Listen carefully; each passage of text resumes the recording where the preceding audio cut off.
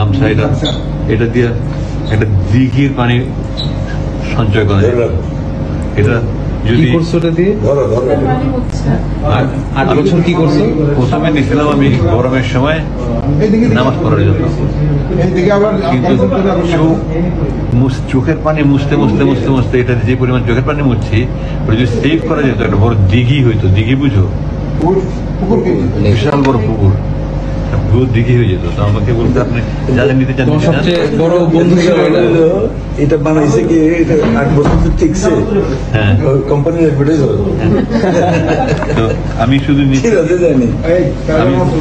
শুধু নিচ্ছি এই কোরআন শরীফ নিচ্ছি, অনুবাদটা নিচ্ছি, তাই মাটি একটা চাইছিলাম যে সাহায্য করতে, সুন্দর একটা বানাই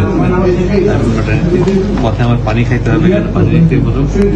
আর কোরআন শরীফটা দেখি কি অবস্থা 8 বছরে।